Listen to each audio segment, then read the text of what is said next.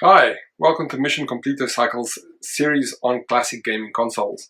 Today we're looking at Atari's second attempt to recreate the success they had with the Atari 2600, the Atari 7800.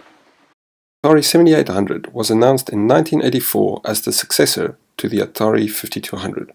The Atari 5200 fared poorly due to incompatibility with 2600 software, as well as stiff competition from Intellivision and ColecoVision at the time. The Atari 7800 was developed not by Atari, but by General Computer Corporation in 1983 to 1984, and a limited release was started in 1984. However, the Atari company was sold, and the console put on hold until a payment dispute between Atari's new owners and GCC was settled. It was finally fully released in 1986, with a rather subdued launch with little marketing, and with software from 1984. The 7800 is almost completely backward compatible with the Atari 2600, thereby addressing a major criticism against the 5200. The 7800 competed directly against the Nintendo Entertainment System and the Sega Master System. The NES's huge success and Nintendo's controversial developer policies hurt Atari's efforts to get third-party support for the machine. Because the NES was so popular, with more than 80% market share, most third-party developers chose to develop for the NES first. Here, Nintendo's strict license agreement came into effect, barring third-party developers from releasing the same game on competing systems for 2 years. This starved both the Atari 7800 and the Sega Master System. GCC had experience in developing arcade games, and the 7800 was designed to be technically similar to the arcade machines of the time. It was therefore capable of more closely matching popular arcade games. The 7800 was profitable for Atari. For most of its life, it coexisted alongside the 2600 as well as the Atari XEGS, and was ultimately followed up by the Jaguar. Okay, if we have a look at the machine itself, as you can see, it's a very sleek, much more modern looking machine than the Atari 2600, and it's also smaller than the 5200 because it doesn't have internal storage for the controllers. It's got a wedge shape, and it's pretty similar to the Atari 2600 Junior, which in all honesty was made to look like this one. If we look at the ports on the back, you can see it's got an RF port to connect to a TV. That's of course a bit of a pain nowadays. It's best to connect through a VCR. Also the power connector, typical of Atari of those days, it is a non-standard connector, so don't lose your power brick.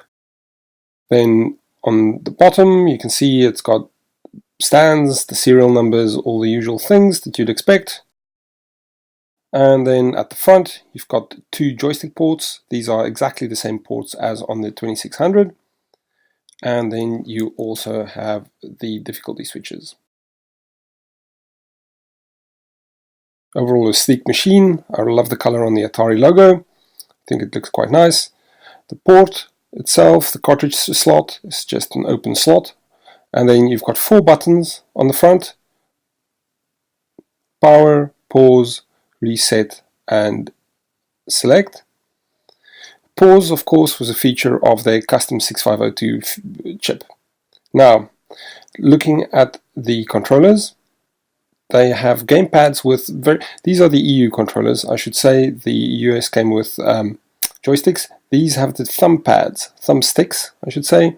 So 2 buttons on the controller, no other buttons. More comfortable than it looks. I mean, square and then button A and B. As you can see, A, B, and the thumbstick at the back, nothing really, just sort of a grippy area, but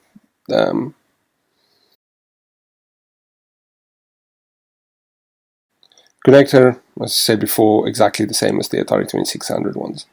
As for other peripherals, the Atari 2600 peripherals work on it as well, as does the joysticks. Looking at the cartridges, these were 48K ROM cartridges. They just slot in, and just pull out again when the machine is off. I've got to say, don't do this while the machine is on, you might just damage it. As you can see, they're exactly the same size as the Atari 2600 cartridges. If you take a 2600 cartridge, it's exactly the same size, it fits in the slot in exactly the same way as the 7800. Now,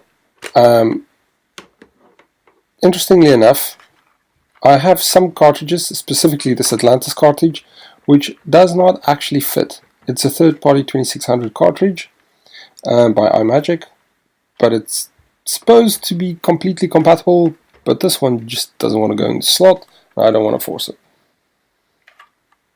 There you go. So, compatible, but not always.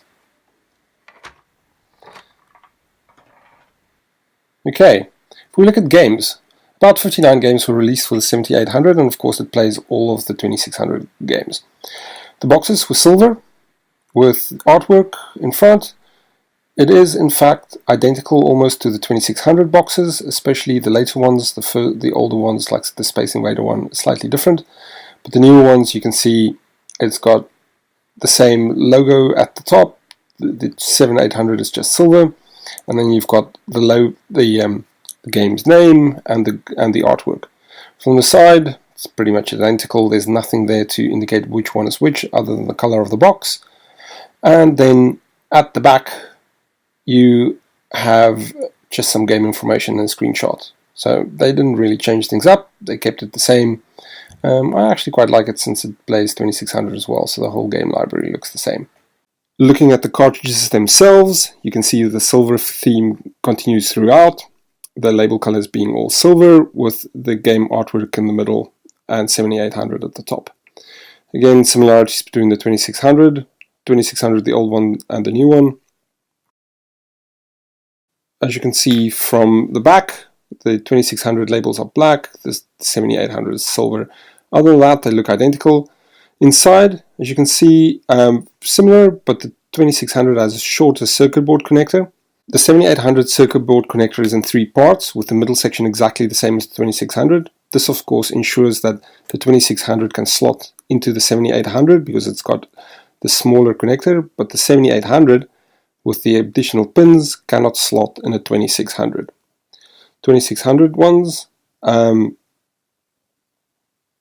will of course work in the 7800, but the 7800 not in the smaller ones, in the 2600. An interesting thing to note is that the older 2600 cartridges had a protector for the PC board connector inside, but the 7800 doesn't, but then the newer 2600 cartridges also removed this. Originally, the 7800 was bundled with Pole Position 2. In Europe, the game Asteroids was bundled with the machine. In fact, unlike Pole Position, it was built in.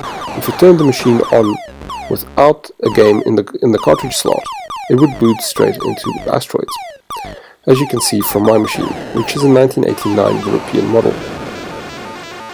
Now, Asteroids is all well and good. This is actually quite a good Asteroids. Compared to the 2600 version, you can see what difference a jump in generation makes. The graphics are not the flat shapes of the 2600, but actually looks quite nice.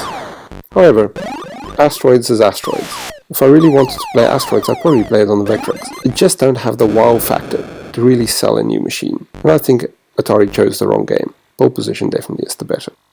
I hope you enjoyed this look at the 7800.